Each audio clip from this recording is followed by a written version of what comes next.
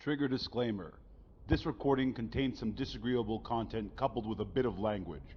If you are confused about the definition of intolerance, unaware of the continued presence in society of men, if you suffer from anxiety disorder, or wear fluorescent shoes, this podcast may not be suitable for you. In fact, prepare to be flustered.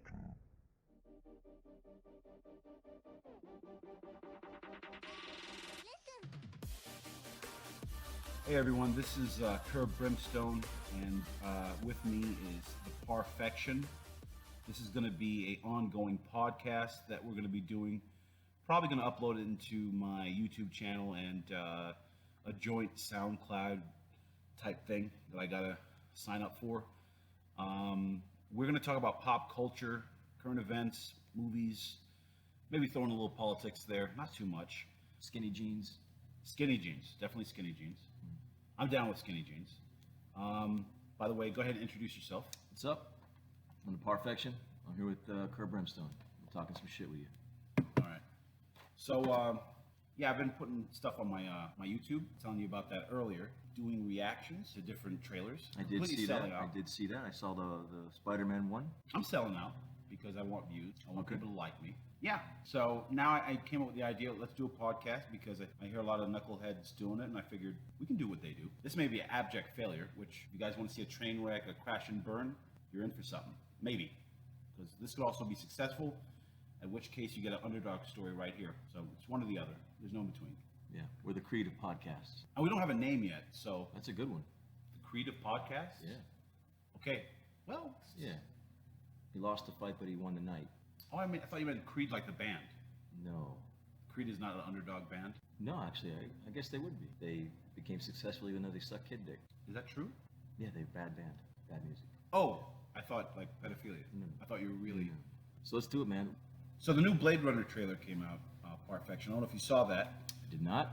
I only saw the original Blade Runner maybe once when I was 17. I didn't like it. I saw the director's cut, which didn't have Harrison Ford's narration, and I heard that the one with the narration was much better than the director's cut. But I had such a bad experience, I'm not willing to give it a second chance. Oh wow. Yeah. Well, I'll tell you what. Not now, but later I'll show you the trailer for that. I did a reaction. I'm probably going to upload after this, and it's got Ryan Gosling in it. What are your feelings on Ryan Gosling? What do you think about like the things he's done? What has he done? He's been in that movie with the Asian guy. Turner and Hooch. What? No, that's the guy from The Notebook. Yeah, but he's been in like some. He's been in some avant-garde, like arty type stuff. There's an Asian guy and a samurai sword, but he wasn't Japanese, which is hilarious. He had a Japanese weapon. He's Asian, but that doesn't matter. We're moving forward from that. Ryan Gosling's a heartthrob. Damn it! What was that movie? It was a big one. Notebook. The Notebook. No, I'm looking that up because that's gonna bother me. Anyway, I have no feelings on him. Okay, so He's supposed to be Harrison Ford? no, absolutely not. It's not a prequel. Harrison Ford is in it, and you know we are gonna watch this. All right. So now that you've seen the trailer, are you less or more interested in watching the sequel? I'm the same. I'm probably not going to watch it at all. All right. So nothing's changed. You're all about it. No, and then fucking Flash 10, 6, 17, like that's going to be, I guess, going to stick in my memory for fucking 18 months or however long it is from now. So no, that's definitely a no-go. No, I'm not interested in, that's a Philip K. Dick story? It is a Philip K. Dick. Is that sequel also a Philip K. Dick, or is it like based on characters? No, created? it's. I have no idea, but I'm betting you it's not. And if you listen to the way Ridley Scott talks about it, he talks about it like he invented Blade Runner. And I hate when they do that. Yeah, I'm not a big fan of his. I think he needs to make Prometheus 2 and then die. Oh wow, Yeah, I don't like him. you don't like Ridley Scott at all? Well, I don't think Aliens was great. Alien.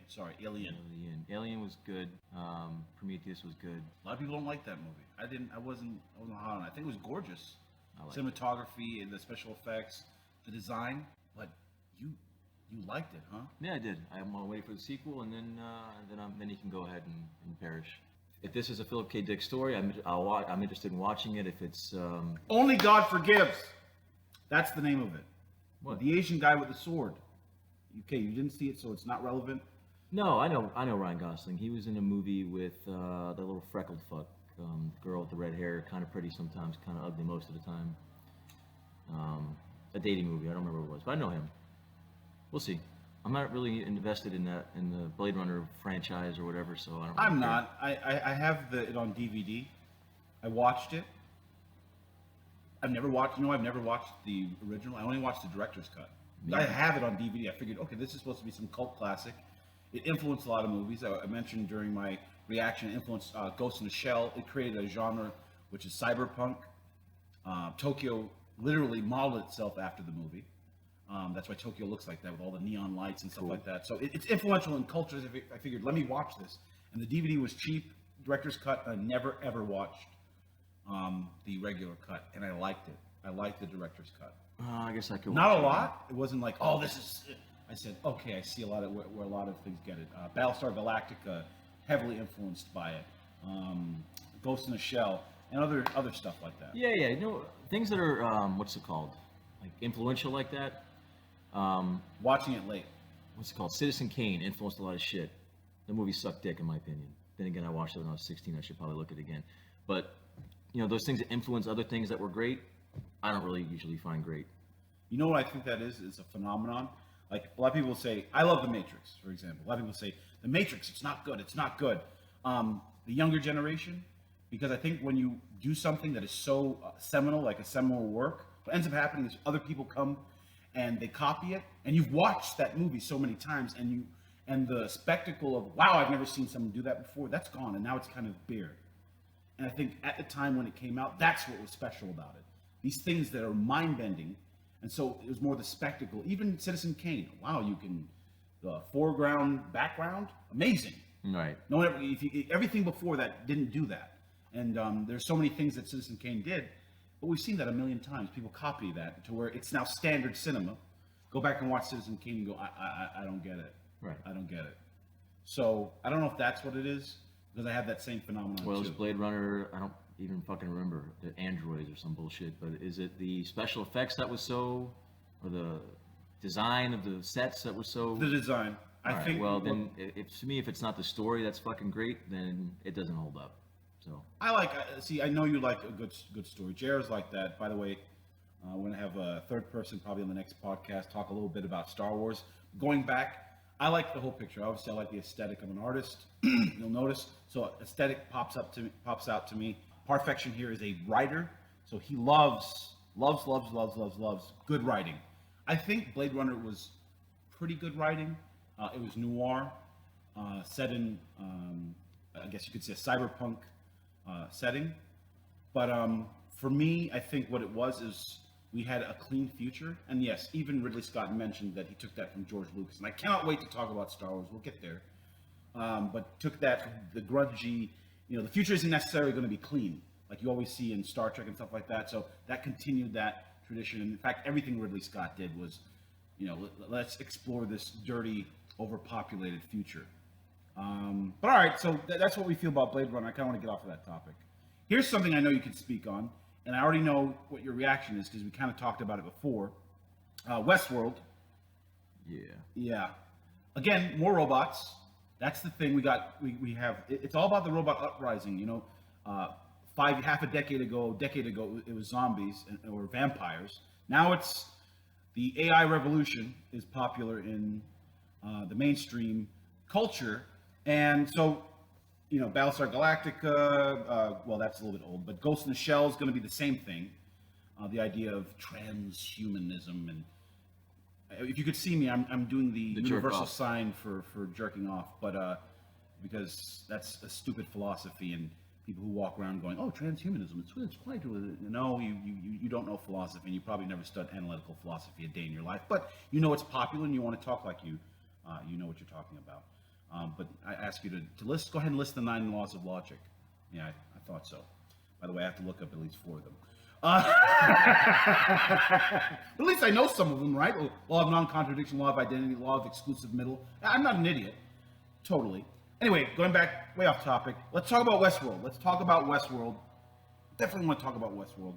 So it's over. This first season, I know we're a little bit late here. I want to talk to you Perfection. It's particularly about it because you didn't like it. Nah, I didn't And like I was okay with it. I didn't hate it. My boy Jonathan Nolan, I kind of support him because he gave me the gift that was The Dark Knight. So I'm a little bit more lenient on him. You probably judge him by his merits, and should. I judge people on a curve. But go ahead. I'm rambling here. Tell me what your impression of Westworld is. We can include all the spoilers. Spoiler alert: if you haven't watched it by now, you probably shouldn't watch a podcast talking about the entire season. Excellent. Things I liked about it. Anthony Hopkins. Excellent. Yeah, the guy just draws attention to himself. He's an excellent actor. I'll Nuanced, watch very anything. nuanced. I'll watch anything with that guy. Ed Harris, liked his fucking character. The only reason I continued watching after the third episode was Ed Harris and Anthony Hopkins. What I didn't like, I don't like sacrificing the entertainment value of every episode just so you can have a twist at the end. Boom! The guy with the fucking black hat is the little pussified accountant character that we've been wondering why he's even in this show the entire show. Great. If you had maybe brought that up earlier, we wouldn't have had the surprise at the end, but at least his story would have made sense and I would care about his fucking arc. Yeah, but there are so many hints going to the point where... I know, it's a deep show. It's very nuanced. Blow me. It's a fucking Western with robots.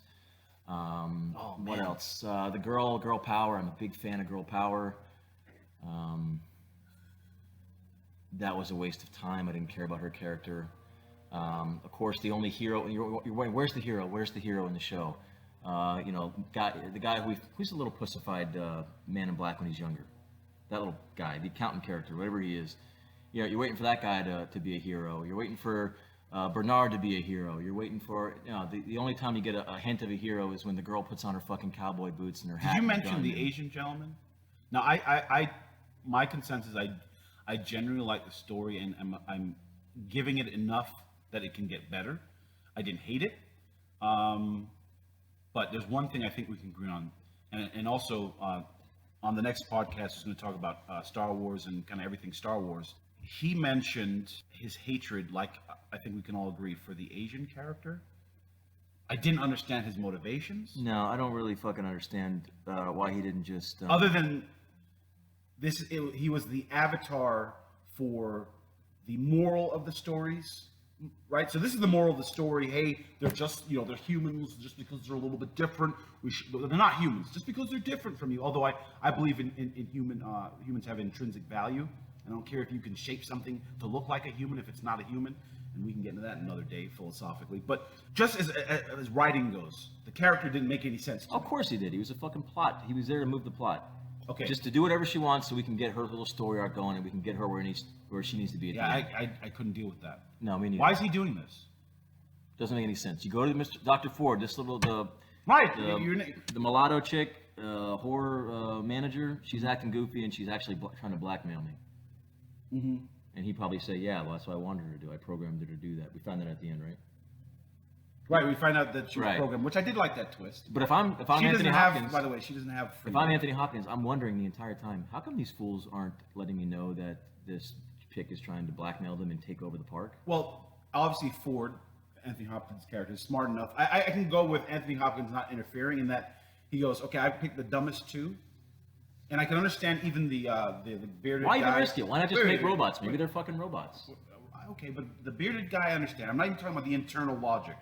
I'm talking about the internal logic. I'm not saying, okay, fine, this is the moral that you want to push on me.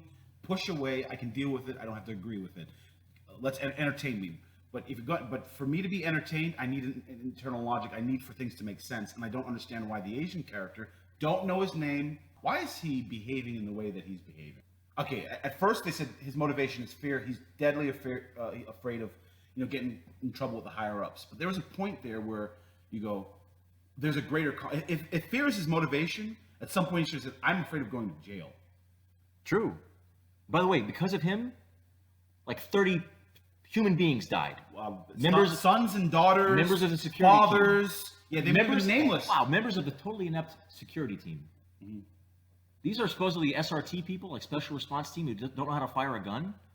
The fucking retard who's only shot a 6-shooter's entire existence figured it out and totally made the other guys look like target practice. Well, they're Terminators. Remember, they're processing minds. I'll give them that. That's great. But these guys down a fucking hallway where it's them and two androids, they can't hit anything. Yeah. They're slow on the draw. Why are they even here? Yeah. Anyway, if what's his name? Anthony Hopkins is supposed to be Ford. If Ford at the end, I guess he's not such a bad guy because he had the best intentions for the robots from the beginning. He understood that they needed to suffer to become sentient or whatever the fuck. He's supposed to be good for that. Because of his plan, human beings perished. I'm sorry, these are... Well, according to Anthony Hopkins' philosophy within there, humans have had their run. That's the first thing. That was supposed to be the big hint, okay, the foreshadowing. Well, guess where what? He tells, then he's a bad guy, in my opinion.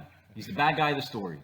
Listen, I get it. The foreshadowing was when he's talking to Bernard, who happens to be an android too. Yeah, I'm going to call them robots and androids. That's what they're getting. He's a droid. He's talking about his droid creation. He says humans have... You know, they've there's nothing more for them. We've cured diseases, so on and so forth. Right. It's okay. I get it. So at the end now, you're right. I guess babies they don't matter because really what Anthony Hopkins has done is chosen genocide for one group. Let's grant them that these are sentient, valuable creatures. These sex dolls, because that's what they were. These sex dolls are sentient, and they're and by the way, sentience. You need to tell me the is-ought problem. Actually, can we wait? I gotta get this out. Tell me the is-ought problem. How does sentience equal value? Good luck with that. Is-ought. That's the is-ought problem. But okay, you're saying according to the eternal logic, sentience equals value. We'll go ahead and say that these robots are value. The only reason I really emotionally feel value from them because they're being played by human actors. But for the sake, I'm giving you your internal logic. Why now should I say, if this is going to be the destruction of an entire species, which I guess what our species, the human beings, why is that okay?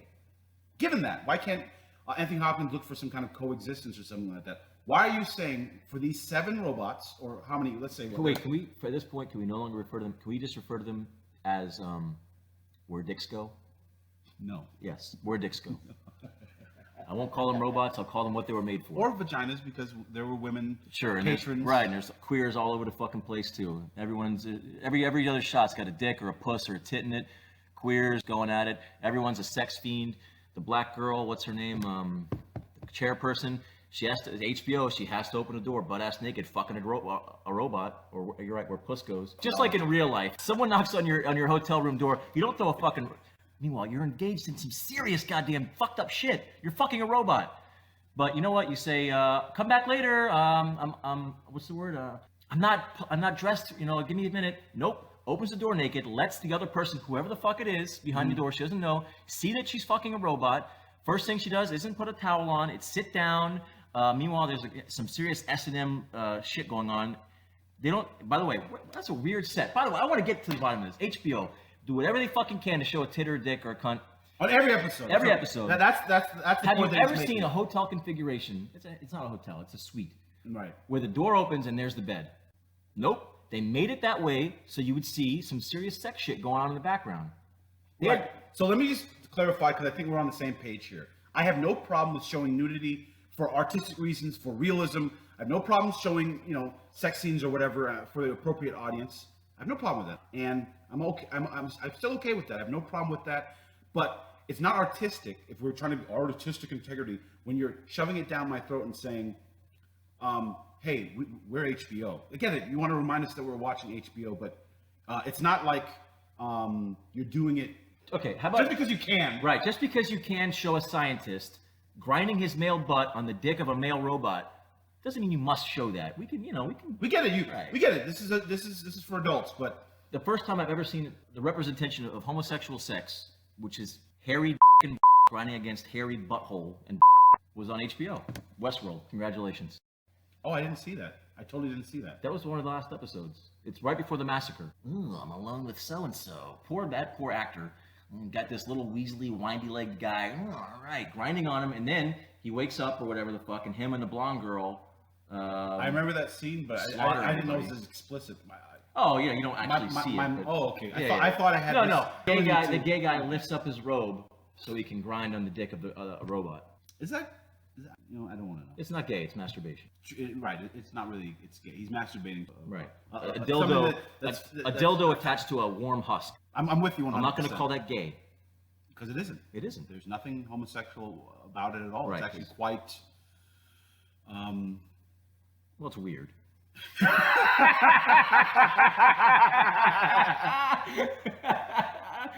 But yeah, it's not gay. Put it this way: there aren't two men involved. That's what we're Right, there's not two humans. It can't be homosexual. Right. If anything, it's trans species, assuming the Yeah, logic. right, species. Internal At best, logic. at best, At it's best, trans at best, and that's species. me giving you the internal logic, which I don't give you.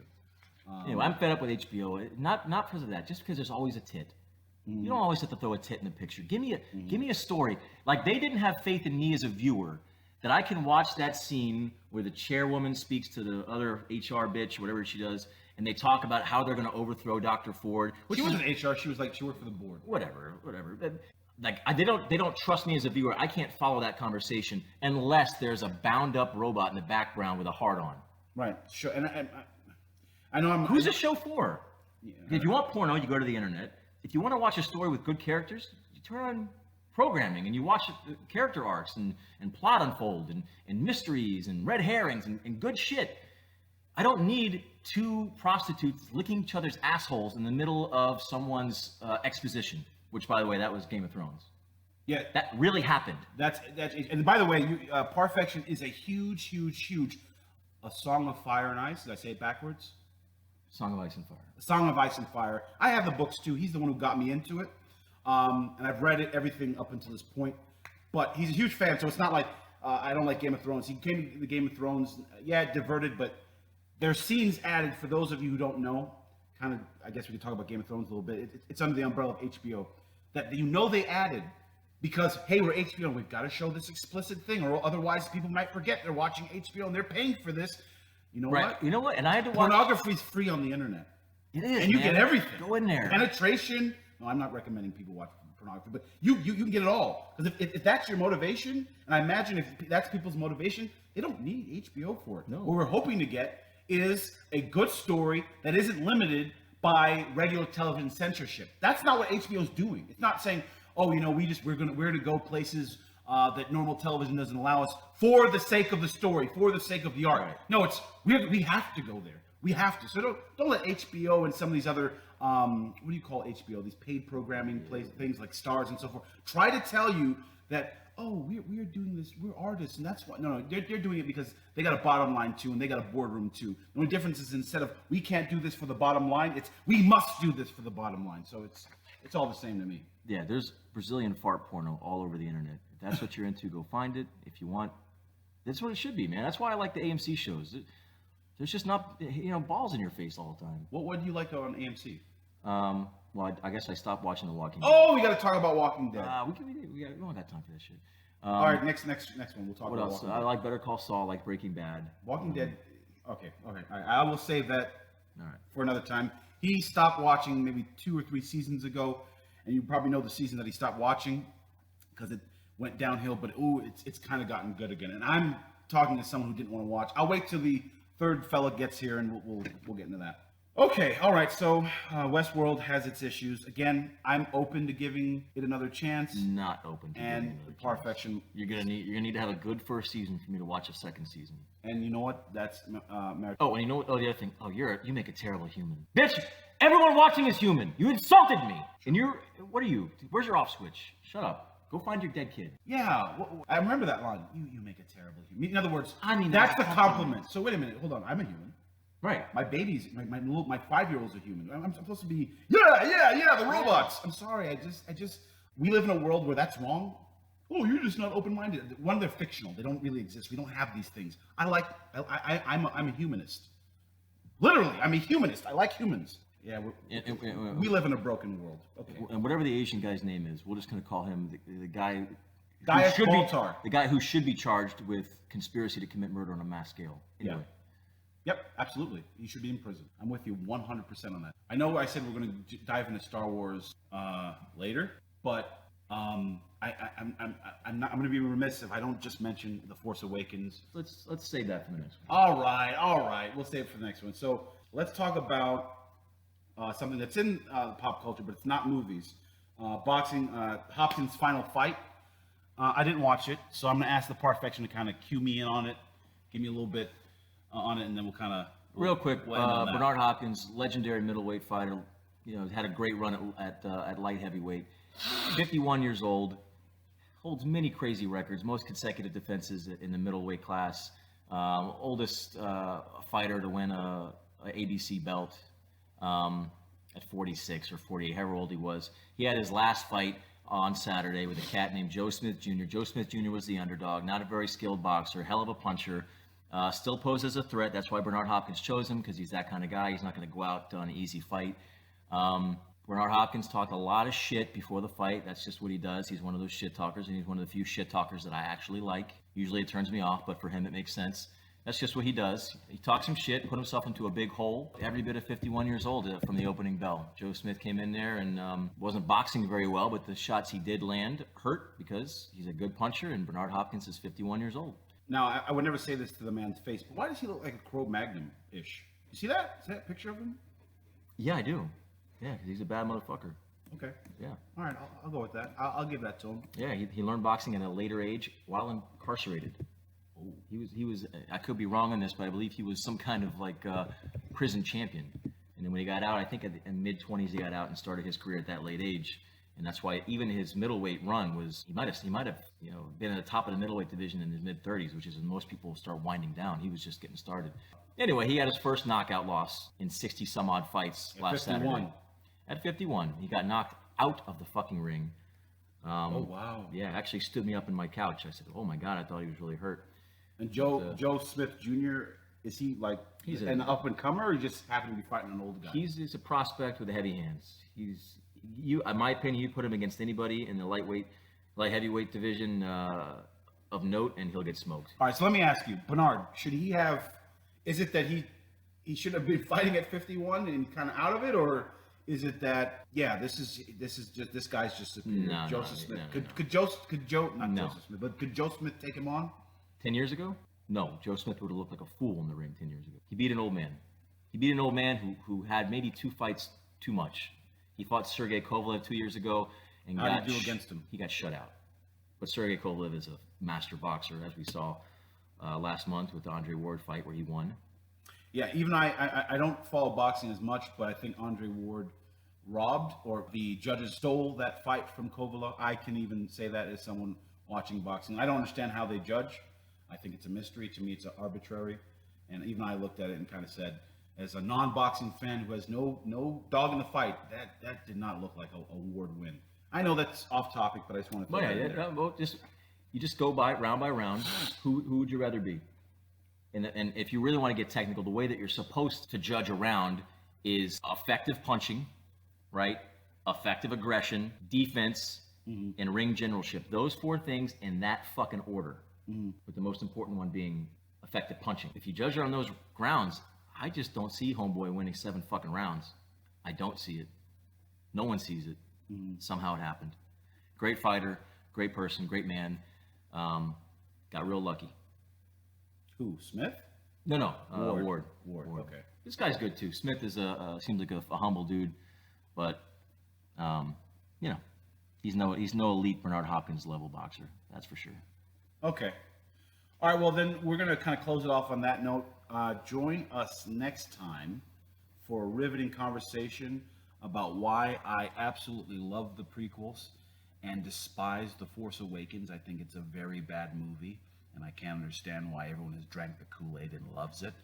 And we'll talk about Rogue One, a movie we haven't watched, and we're going to judge it thoroughly. All right? Prejudge it. We're going to prejudge it. We're going to prejudge it thoroughly. Thank you. Yeah. Thank you. Let's get our words right. You're You're going to hate us signing out. Yeah, in the meantime, until next time, don't die a terrible death.